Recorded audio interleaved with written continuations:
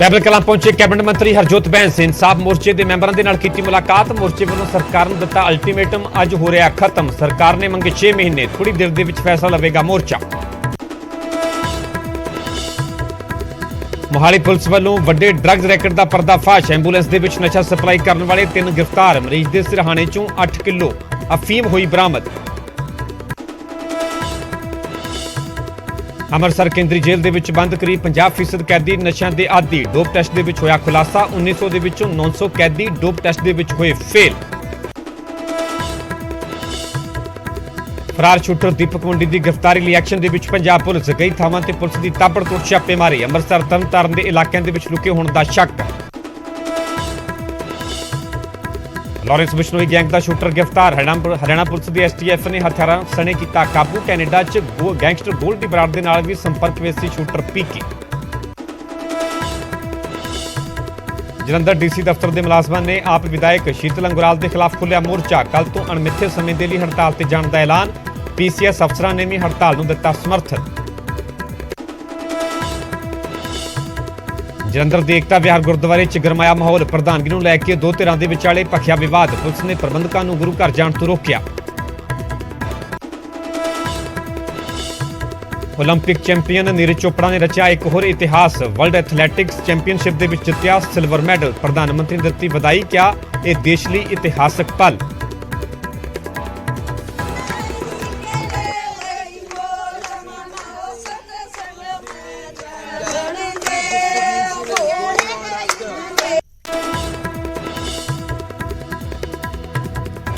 केरल तो बाद राजधानी दिल्ली दे विच मंकी पॉक्स का केस आया सामने। 31 साला शख्स की विदेश यात्रा की नहीं है कोई हिस्टरी। सूत्रों मुताबिक पीड़ित मनाली दे विच एक पार्टी दे विच होया सी शामिल।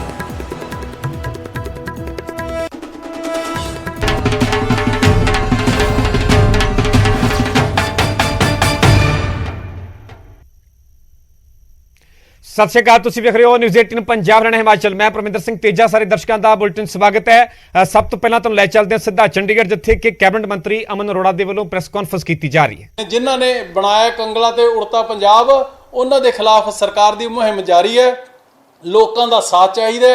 जिथे किते भी लोगों नूं लगदा है कि इत्थे कोई नशिਆਂ ਦਾ तस्कर उन्हां दे पिंडां दे विच तुरिया फिरदा है, उन्हां दे गलियां मुहल्लियां दे विच तुरिया फिरदा है, कोई गलत एक्टिविटी करदा नज़र आउंदा है, तो सरकार नूं पुलिस नूं इन्फॉर्म करो। उन्हां दे जिहड़े पहचान नूं 100% गुप्त रखदे होए पुलिस बड़े प्रोफैशनल तरीके नाल काम करूगी ते पंजाब नूं मुड़ दुआरा खुशहाल, रंगला और सिरमौर सूबा बनाने के लिए भगवंत मान जी की सरकार वचनबद्ध है। मंत्री साहब तुसीं जिहड़ा कहा हैगा भी पोस्ट पनाही पहले जिहड़े राजनीतिक लोगों की रही है इन्हां दे विच गैंगस्टर नूं पैदा करने की तुसीं ये नंगा करोगे भी किहदी सरकार दे दौरान भी किन्ने किहड़े गैंगस्टर जिहड़े हैगे आ ग्रोह पैदा होए ने और किहदी जिहड़ी हैगी आ पोस्ट बनाई रही है ये लोगों के सामने करोगे, क्योंकि हमेशा दोष लगता रहा पुलिस भी जिहड़ा हैगा किन्ने गैंगस्टर फड़े ने अजे तक किसी पोलीटिकल की इन्वॉल्वमेंट अजे तक उन्होंने दसी नहीं भी किहड़े पोलीटिकल दी है। देखो इस तरह कि मैं नामां दे विच ना जांदा होया मैं तुहाडे तो इन्वेस्टिगेशन का मैटर है, यह होम डिपार्टमेंट का मैटर है, पुलिस का मैटर है, वो तफसील दे विच तां वो समय आउण दे उपर ਉਹ ਇਹਨਾਂ ਨਾਮਾਂ ਨੂੰ ਉਜਾਗਰ ਕਰਨਗੇ। ਪਰ ਮੈਂ ਤੁਹਾਡੇ ਤੋਂ ਪੁੱਛਣਾ ਚਾਹੁੰਦਾ ਭਾਈ ਸਾਹਿਬ, ਪੰਜਾਬ ਪੁਲਿਸ ਇੱਕ ਉਹ one of the best professional uniform forces ਹੈ ਜਿਨ੍ਹਾਂ ਨੇ ਜਦੋਂ ਆਪਣੀ ਆਪਦੀ ਤੇ ਆਏ ਤੇ ਅੱਤਵਾਦ ਦੇ ਕਾਲੇ ਦੌਰ ਨੂੰ ਜਿਨ੍ਹਾਂ ਨੇ ਦਿਨਾਂ ਦੇ ਵਿੱਚ ਖਤਮ ਕਰ ਦਿੱਤਾ ਤੇ 1995 ਤੋਂ ਲੈ ਕੇ 2022 ਤੱਕ 27 ਸਾਲ जिस तरीके का माहौल इत्थे पैदा किया गया, जिस तरीके के गैंग्स इत्थे पैदा होए, जिस तरीके का सैंड माफिया पैदा होया, जिस तरीके का ड्रग माफिया पैदा होया, की तुहाडा तुसीं दिल ते हथ रख के दसो की तुहाडा मन इस गल की गवाही भरदा है, मन मंनदा है तुहाडा कि यह लीडरां दियां सरकारां दियां ते पुलिस दियां पुश्त पनाहियां तो बिना संभव सीगा। जे सरकार चाहे ਤਾਂ ਸਟੇਟ ਦੇ ਵਿੱਚ ਚਿੜੀ ਨਹੀਂ ਪਰ ਮਾਰ ਸਕਦੀ ਹੈਗੀ, ਚਿੜੀ ਨਹੀਂ ਪਰ ਮਾਰ ਸਕਦੀ। ਤੇ ਜੇ ਇੰਨਾ ਕੁਛ ਇੱਥੋਂ ਪੰਜਾਬ ਇੱਥੇ ਤੱਕ ਲਿਆਂਦਾ ਤੇ ਇਹ ਪੁਸ਼ਤ ਪਨਾਈਆਂ ਤੋਂ ਬਿਨਾ ਸੰਭਵ ਨਹੀਂ ਸੀਗਾ। ਹੁਣ ਨਾਮਾਂ ਦੇ ਚੱਕਰਾਂ ਦੇ ਵਿੱਚ ਮੈਂ ਪੈਣਾ ਨਹੀਂ, ਕਿਉਂਕਿ ਹੋਮ ਡਿਪਾਰਟਮੈਂਟ ਦਾ ਉਹਨਾਂ ਦੀ ਇਨਵੈਸਟੀਗੇਸ਼ਨ ਦਾ ਮੈਟਰ ਹੈ। ਮੈਂ ਕਿਸੇ ਇੰਡੀਵਿਜੂਅਲ ਦਾ ਨਾਮ ਲੈ ਕੇ ਇਸ ਸਾਰੀ ਸਾਡੀ ਮਨਸ਼ਾ ਨੂੰ, ਸਾਡੀ ਇੱਛਾ ਨੂੰ ਸਾਡੇ ਇਰਾਦੇ ਨੂੰ ਮੈਂ ਛੋਟਾ ਨਹੀਂ ਕਰਨਾ ਚਾਹੁੰਦਾ ਹੈਗਾ। ਜਿਹੜਾ ਵੀ ਕੋਈ ਵਿਅਕਤੀ ਇਹਨਾਂ ਮਾੜੇ ਕੰਮਾਂ ਦੇ ਵਿੱਚ, ਮਾੜੇ ਧੰਦਿਆਂ ਦੇ ਵਿੱਚ ਪੈਂਦਾ ਰਿਹਾ ਜਾਂ ਉਹਨਾਂ ਨੂੰ ਬਚਾਉਂਦਾ ਰਿਹਾ, ਉਹਨਾਂ ਨੂੰ ਆਪਣੇ ਅੰਜਾਮ ਤੱਕ ਪਹੁੰਚਾਉਣ ਦੇ ਲਈ ਸਰਕਾਰ ਵਚਨਬੱਧ ਹੈ। ਅੱਛਾ ਜੀ ਮੰਤਰੀ ਸਾਹਿਬ, ਇੱਕ ਨਾ ਬਹੁਤ ਸਾਰਾ ਜਿਹੜਾ ਗੈਂਗਸਟਰਾਂ ਤੋਂ ਡਰ ਕੇ ਬਾਲੀਵੁੱਡ ਦੇ ਸਾਡੇ ਬਹੁਤ ਸਾਰੇ ਸੈਲੀਬ੍ਰਿਟੀ ਆ, ਉਹ ਆਪਣਾ ਬਿਜ਼ਨਸ ਹੀ, ਆਪਣੀ ਜ਼ਮੀਨਾਂ ਜਾਇਦਾਦਾਂ ਵੇਚ ਕੇ ਬਾਹਰ ਸੈਟਲ ਹੋ ਗਏ ਨੇ, ਤੇ ਕੀ ਉਹਨਾਂ ਨੂੰ ਤੁਸੀਂ ਦੁਬਾਰਾ ਵਾਪਸ ਜਿਹੜਾ ਹੈਗਾ ਉਹਨੂੰ ਦੇਖੋ ਇਸ ਤਰ੍ਹਾਂ ਹੁੰਦਾ ਹੈ ਕਿ ਜਦੋਂ ਇਸ ਤਰੀਕੇ ਦਾ ਮਾਹੌਲ ਹੋਵੇ ਨਾ ਕਿਸੇ ਸਟੇਟ ਦੇ ਵਿੱਚ, ਉਹਦਾ ਕਲੋਸਲ ਲਾਸ ਹੁੰਦਾ। ਕਲੋਸਲ ਲਾਸ ਮੀਨਸ ਇਕੱਲੇ ਇੱਕ ਥਾਂ ਦੇ ਉੱਪਰ ਇੱਕ ਲਿਮਿਟ ਦੇ ਵਿੱਚ ਨੁਕਸਾਨ ਨਹੀਂ ਖੜਦਾ ਹੈਗਾ, ਉਹ ਨੁਕਸਾਨ ਮਲਟੀਪਲ ਟਾਈਮਸ ਹੋ ਜਾਂਦਾ, ਬਹੁਤ ਵੱਡਾ ਹੋ ਜਾਂਦਾ। ਕਿਉਂਕਿ ਅੱਜ ਦੀ ਡੇਟ ਵਿੱਚ ਚਾਹੇ ਤੁਸੀਂ ਹੋ, ਚਾਹੇ ਮੈਂ ਆ, ਚਾਹੇ ਕੋਈ ਹੈ, ਹਰੇਕ ਬੰਦੇ ਨੂੰ ਆਪਣੀ ਜਾਨ ਪਿਆਰੀ ਹੈ, ਆਪਣਾ ਪਰਿਵਾਰ ਪਿਆਰਾ ਹੈ, ਆਪਣੇ ਵਪਾਰ ਪਿਆਰੇ ਨੇ। ਇਸ ਕਰਕੇ ਉਹਨਾਂ ਲੋਕਾਂ ਨੇ ਪਲਾਇਨ ਹੈ ਜਿਹੜਾ ਉਹ ਕੀਤਾ। ਜਦੋਂ ਇੱਥੇ ਮਾਹੌਲ ਸ਼ਾਂਤ ਹੋ ਗਿਆ, ਜਿਹੜਾ ਕਿ ਬੜੀ ਜਲਦੀ ਹੀ ਪੰਜਾਬ ਦਾ ਮਾਹੌਲ ਸ਼ਾਂਤ, ਗੈਂਗਸ ਤੋਂ ਰਹਿਤ, ਨਸ਼ਿਆਂ ਤੋਂ ਰਹਿਤ ਜਦੋਂ ਹੋਏਗਾ, ਤੇ ਇਹ ਸਾਰੇ ਲੋਕ ਜਿਹੜੇ ਪੰਜਾਬ ਦੀ ਧਰਤੀ ਛੱਡ ਕੇ ਗਏ ਨੇ, ਇਹ ਵਾਪਸ ਆਉਣਗੇ, ਤੇ ਇਹਨਾਂ ਨੂੰ ਲੈ ਕੇ ਆਉਣ ਦਾ ਕੰਮ ਹੈ ਜਿਹੜਾ ਉਹ ਭਗਵੰਤ ਮਾਨ ਜੀ ਦੀ ਸਰਕਾਰ ਤੇ ਮਾਨ ਸਾਹਿਬ ਦੀ ਟੀਮ ਦਾ ਹੋਏਗਾ, ਸਾਡਾ ਲੋਕਾਂ ਦਾ ਹੋਏਗਾ। ਜੀ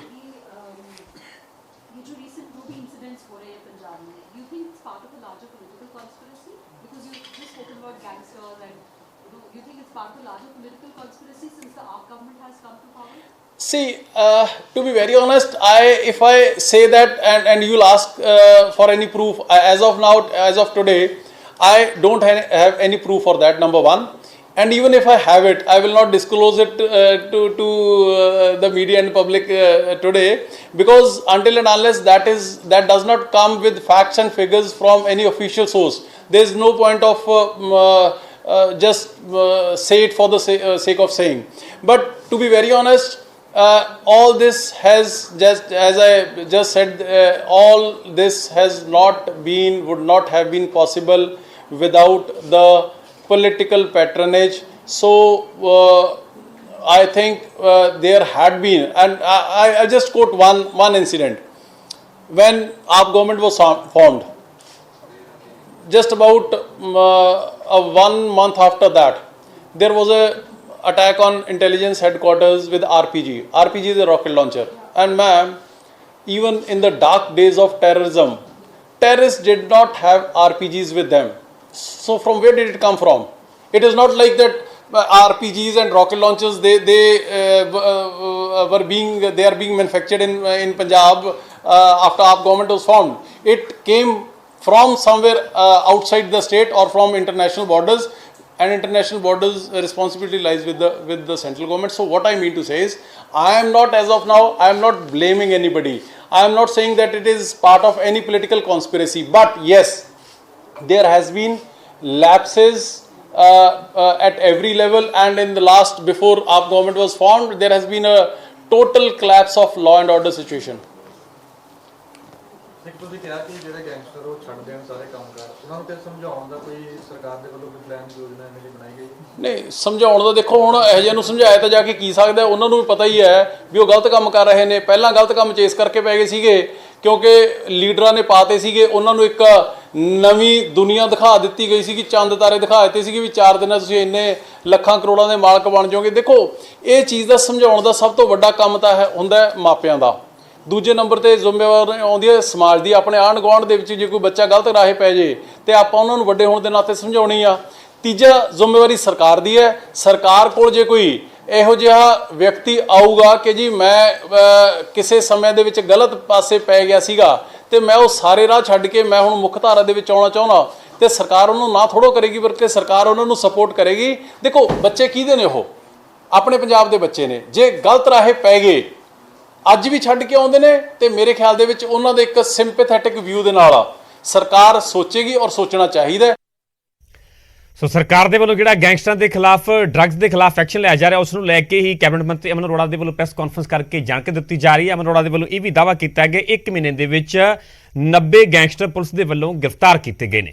ਰੁਕ ਕਰਦੇ ਹਾਂ ਅਗਲੀ ਵੱਡੀ ਖਬਰ ਦਾ। ਬਾਈਬਲ ਕਲਾਮ ਪਹੁੰਚੇ ਨੇ ਸਰਕਾਰ ਦੇ ਨੁਮਾਇੰਦੇ। ਇਨਸਾਫ ਮੋਰਚੇ ਦੇ ਵਿੱਚ ਪਹੁੰਚੇ ਨੇ ਕੈਬਨਿਟ ਮੰਤਰੀ ਹਰਜੋਤ ਬੈਂਸ। ਇਨਸਾਫ ਮੋਰਚੇ ਦੇ ਮੈਂਬਰਾਂ ਦੇ ਨਾਲ ਮੁਲਾਕਾਤ ਕੀਤੀ ਗਈ ਹੈ। ਸਰਕਾਰ ਨੇ ਮੋਰਚੇ ਤੋਂ 6 ਮਹੀਨਿਆਂ ਦਾ ਸਮਾਂ ਮੰਗਿਆ ਹੈ। ਇਨਸਾਫ ਮੋਰਚੇ ਦੀ ਮੀਟਿੰਗ ਫਿਲਹਾਲ ਜਾਰੀ ਹੈ। ਥੋੜੀ ਦੇਰ ਦੇ ਵਿੱਚ ਇਨਸਾਫ ਮੋਰਚੇ ਦੇ ਵੱਲੋਂ ਆਪਣਾ ਫੈਸਲਾ ਸੁਣਾਇਆ ਜਾਵੇਗਾ। ਅੱਜ ਮੋਰਚੇ ਦੇ ਵੱਲੋਂ ਸਰਕਾਰ ਨੂੰ ਦਿੱਤਾ ਅਲਟੀਮੇਟਮ ਖਤਮ ਹੋ ਗਿਆ ਹੈ।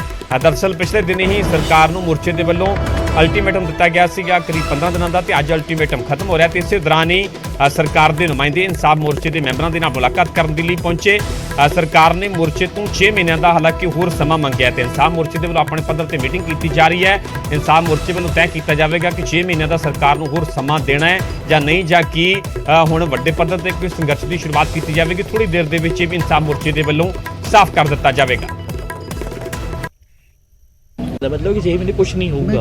सुन लो मेरी फिर एक बार ਤਾਂ ਸੁਣ ਲਓ। ਤੇ ਪ੍ਰਵਾਨ ਤੁਸੀਂ ਕਰਨੀ, ਤੁਸੀਂ ਮਾਲਕ ਹੋ, ਠੀਕ ਹੈ। ਮੈਂ ਤਾਂ ਤੁਹਾਡੇ ਕੋਲ ਅਰਦਾਸ ਲੈ ਕੇ ਆਇਆ ਜੀ, ਤੁਸੀਂ ਪ੍ਰਵਾਨ ਕਰਨੀ, ਤੁਸੀਂ ਮੈਨੂੰ ਜੋ ਤੁਸੀਂ ਮਾਲਕ ਹੋ।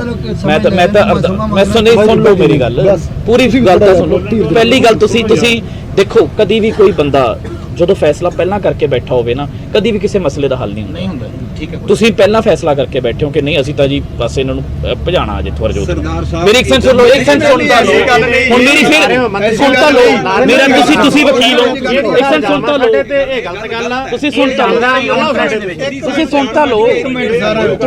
ਲਓ ਨਾ, ਮੇਰੀ ਗੱਲ ਸੁਣੋ ਜੀ। ਹਾਂ, ਇੱਕ ਸੈਂਸ ਸੁਣ ਲਓ ਜੀ। ਖਾਰਾ ਸਾਹਿਬ, ਤੁਸੀਂ ਬਣਾ ਲਓ, ਚਾਹੇ ਤੁਸੀਂ 15 ਦਿਨ ਰੱਖ ਲਓ ਜਾਂ ਮਹੀਨਾ ਰੱਖ ਲਓ।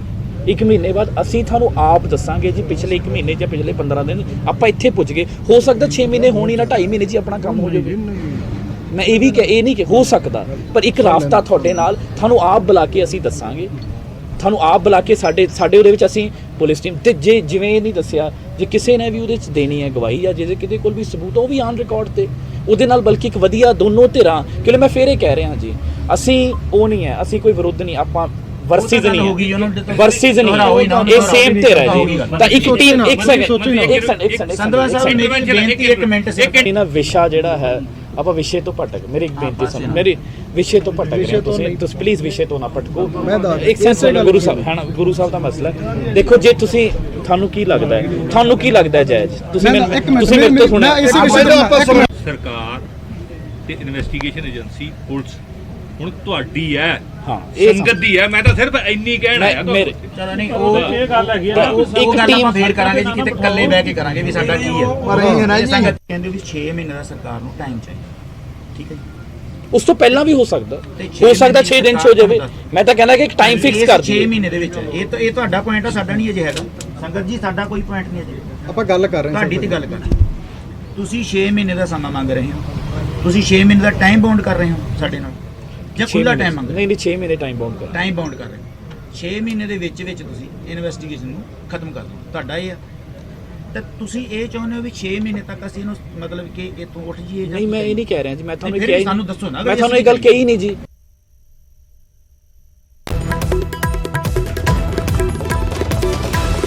तो फिलहाल ताजा अपडेट की है इस खबर से ज्यादा जानकारी साडे सहयोगी नरेश सेठी जुड़ चुके। नरेश, फिलहाल इंसाफ मोर्चे वालों मीटिंग जारी है, कोई साफ हो पाया है कदों तक तय होगा आखिरकार किस तरह की खबर है, क्योंकि सरकार दे वालों 6 महीने का होर समा मंगया गया इंसाफ मोर्चे तो।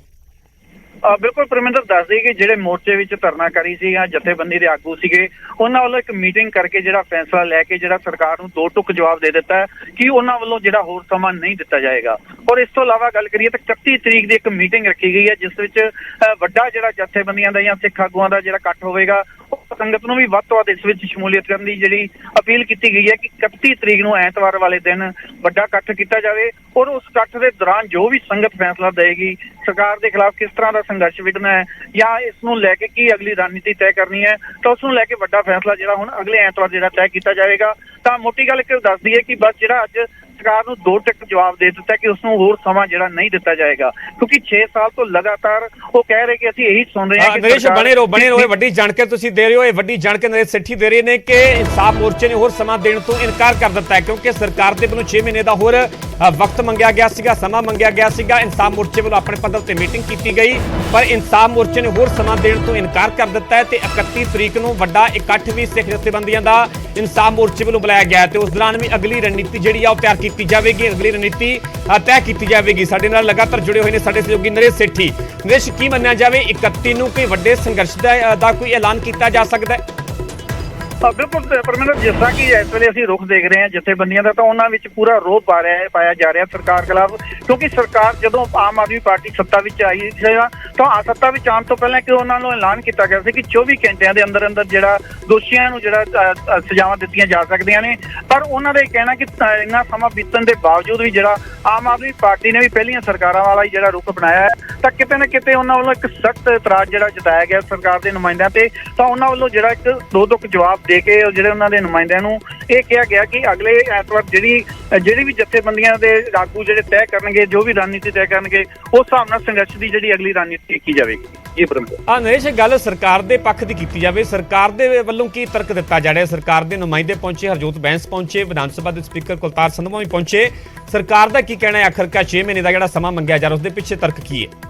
ਦੇਖੋ, ਜਿਹੜੇ ਮੋਰਚੇ ਵਿੱਚ ਉਹਨਾਂ ਦੀ ਗੱਲਬਾਤ ਹੈ, ਮੋਰਚੇ ਵਿੱਚ ਉਹਨਾਂ ਵੱਲੋਂ ਲਗਾਤਾਰ ਇਸੇ ਚੀਜ਼ ਦੀ ਮੰਗ ਕੀਤੀ ਜਾ ਰਹੀ ਕਿ ਜਾਂਚ ਜਿਹੜੀ ਹੈ ਉਹ ਥੋੜਾ ਲੰਮਾ ਜਾ ਸਕਦੀ, ਇਸ ਕਰਕੇ ਉਹਨਾਂ ਨੂੰ ਥੋੜਾ ਹੋਰ ਸਮਾਂ ਚਾਹੀਦਾ ਹੈ। ਔਰ 6 ਮਹੀਨੇ ਦੇ ਕਰੀਬ ਜਿਹੜਾ ਉਹਨਾਂ ਦਿੰਦਾ ਤਾਂ 6 ਮਹੀਨਿਆਂ ਦੇ ਵਿੱਚ ਸਰਕਾਰ ਦੀ ਕੋਸ਼ਿਸ਼ ਹੋਏਗੀ ਇਸ ਸਾਰੇ ਜਿਹੜੇ ਮਾਮਲਿਆਂ ਦੀ ਜਾਂਚ ਨੂੰ ਮੁਕੰਮਲ ਕਰਕੇ ਜਿਹੜੇ ਚਲਾਨ ਹੈ ਅਦਾਲਤਾਂ ਵਿੱਚ ਪੇਸ਼ ਕੀਤੇ ਜਾਣਗੇ। ਜੋ ਵੀ ਇਸ ਦੇ ਜਿਹੜੇ ਵੀ ਦੋਸ਼ੀ ਨੇ ਉਹਨਾਂ ਦੇ ਖਿਲਾਫ ਜਿਹੜੇ ਚਲਾਨ ਪੇਸ਼ ਕੀਤੇ ਜਾਣਗੇ।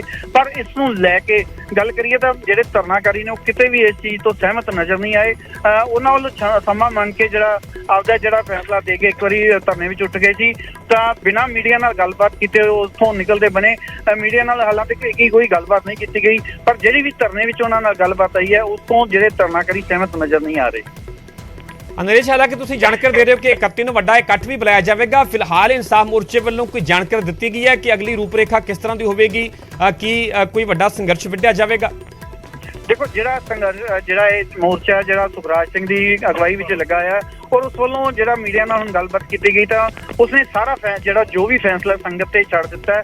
ਔਰ ਜੋ ਵੀ ਸੰਗਤ ਇਸ ਸੰਬੰਧ ਵਿੱਚ ਫੈਸਲਾ ਲਵੇਗੀ ਉਸ ਦੇ ਆਧਾਰ ਤੇ ਜਿਹੜਾ, ਔਰ ਨਾਲ ਹੀ ਇੱਕ ਕਮੇਟੀ ਬਣਾਉਣ ਦੀ ਵੀ ਗੱਲ ਕੀਤੀ ਜਾ ਰਹੀ ਹੈ ਕਿ ਇੱਕ 7 ਮੈਂਬਰੀ ਕਮੇਟੀ ਬਣਾਈ ਜਾਵੇਗੀ ਜਿਹੜੀ ਕਿ ਅਗਲੇ ਰਣਨੀਤੀ ਦੇ ਜਿਹੜਾ ਫੈਸਲਾ ਲਏਗੀ, ਔਰ ਜੋ ਵੀ ਸੰਘਰਸ਼ ਲਿਖਣਾ ਹੋਵੇਗਾ ਉਹ ਕਮੇਟੀ ਫੈਸਲਾ ਲਏਗੀ। ਜੀ ਠੀਕ ਹੈ ਨਰੇਸ਼, ਫਿਲਹਾਲ ਦੀ ਪੂਰੀ ਜਾਣਕਾਰੀ ਤੁਹਾਡਾ ਬਹੁਤ ਬਹੁਤ ਧੰਨਵਾਦ। ਵੱਡੀ ਖਬਰ ਆਪਣੇ ਦਰਸ਼ਕਾਂ ਨਾਲ ਸਾਂਝੀ ਕਰ ਰਹੇ ਹਾਂ। ਦਰਅਸਲ ਅੱਜ ਸਰਕਾਰ ਦੇ ਨੁਮਾਇੰਦੇ ਇਨਸਾਫ ਮੋਰਚੇ ਦੇ ਮੈਂਬਰਾਂ ਦੇ ਨਾਲ ਮੁਲਾਕਾਤ ਕਰਨ ਦੇ ਲਈ ਪਹੁੰਚੇ ਸਨ, ਕਿਉਂਕਿ ਅੱਜ ਦਾ ਜਿਹੜਾ ਅਲਟੀਮੇਟਮ ਖਤਮ ਹੋ ਰਿਹਾ ਹੈ, ਖਤਮ ਹੋ ਚੁੱਕਾ ਹੈ। ਤੇ ਇਸੇ ਦੌਰਾਨ ਇਨਸਾਫ ਮੋਰਚੇ ਵੱਲੋਂ ਵੱਡਾ ਫੈਸਲਾ ਲਿਆ ਗਿਆ, ਕਿਉਂਕਿ ਸਰਕਾਰ ਦੇ ਵੱਲੋਂ 6 ਮਹੀਨੇ ਦਾ ਹੋਰ ਵਕਤ ਮੰਗਿਆ ਗਿਆ ਸੀਗਾ, ਪਰ ਇਨਸਾਫ ਮੋਰਚੇ ਨੇ ਹੋਰ ਸਮਾਂ ਦੇਣ ਤੋਂ ਇਨਕਾਰ ਕਰ ਦਿੱਤਾ ਹੈ। ਤੇ 31 ਤਰੀਕ ਨੂੰ ਸਿੱਖ ਜਥੇਬੰਦੀਆਂ ਦਾ ਵੱਡਾ ਇਕੱਠ ਵੀ ਇਨਸਾਫ ਮੋਰਚੇ ਵੱਲੋਂ ਬੁਲਾਇਆ ਗਿਆ ਹੈ।